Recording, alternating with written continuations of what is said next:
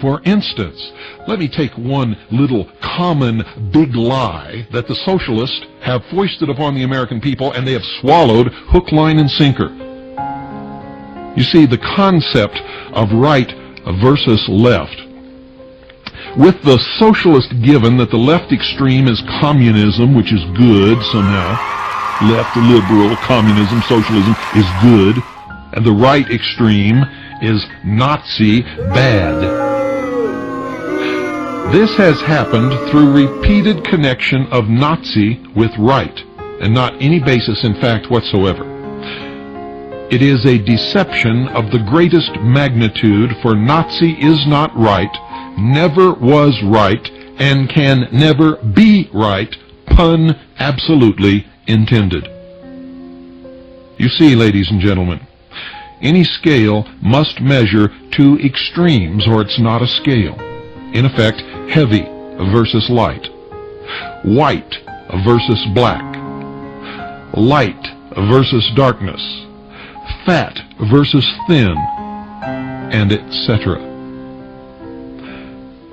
You see, the concept that a scale measuring left versus right has at its two extremes elements of total control and oppression is absolutely ludicrous, and is one of the biggest lies that has ever been foisted upon this world. The truth, ladies and gentlemen, the truth is that the scale measures at the extreme left the total control and ownership of everything and everyone by the state. This is called communism. Versus, at the right extreme, the absence of any control of anything or anyone by anybody, which is called anarchy. Between these two extremes are all the other forms of government and or control or absence of control. Somewhere near the middle is our constitutional republic. Didn't you ever wonder, ladies and gentlemen, how the socialist big lie made anarchists absolutely disappear from the equation? On the left was total control of communism. On the right was the total control of fascism under Nazis. What was anarchy supposed to be in the middle? Where our constitutional republic actually sits? Didn't you ever wonder about that? Or do you ever wonder about anything anymore? Have you been so conditioned, so brainwashed, that you just accept whatever comes across the big eye, the propaganda machine of Big Brother in your living room? You see, Nazi could never be on the right. If on the left is socialism and communism, Nazi cannot, absolutely cannot, could never be on the right.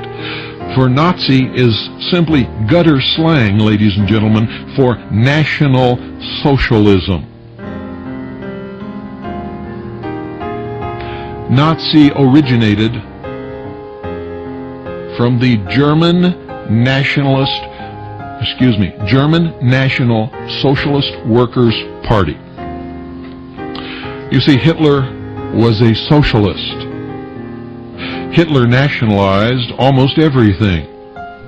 He had social programs for everyone and every circumstance. Hitler was engaged in a program of social engineering never before attempted by anyone or any government in the history of the world. Hitler repeatedly made reference to a, quote, new order, end quote, and a, quote, new order of the world, end quote. You see, folks, the so-called New Age movement is nothing new. It actually originated in Nazi Germany and most of what is extant now as New Age was, in fact, in vogue then.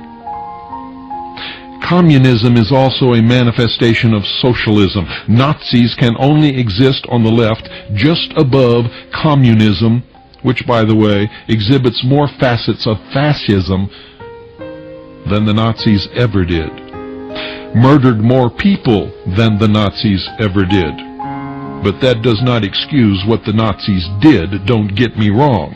What I am trying to do is show you the truth and expose the big lie under which you have been living for so many years.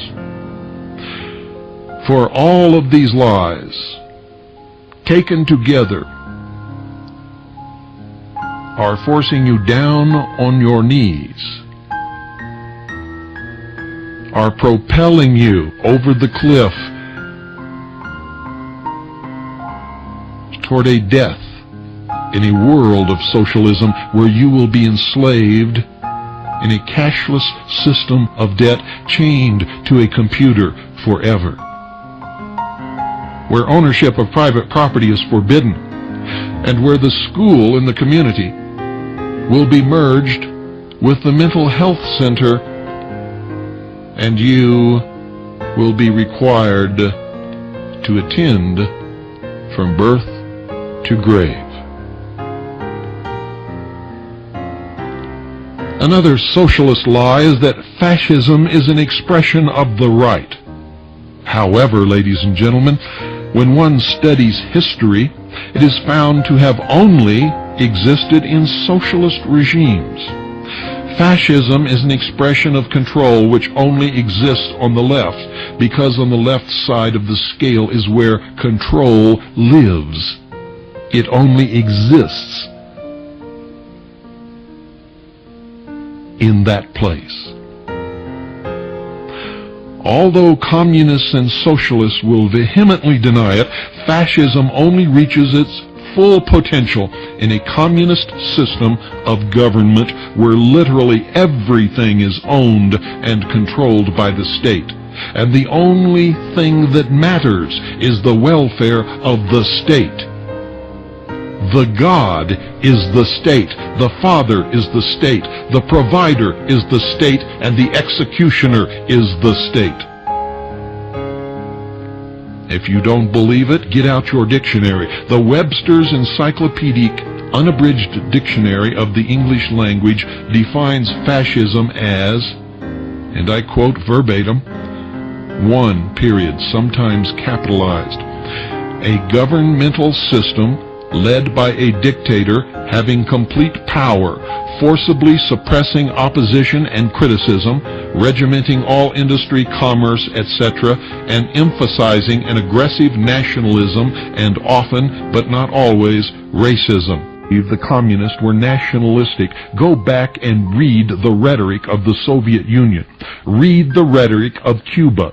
Read the rhetoric of every socialist and communist nation that has ever existed, and you will quickly discover that you are wrong.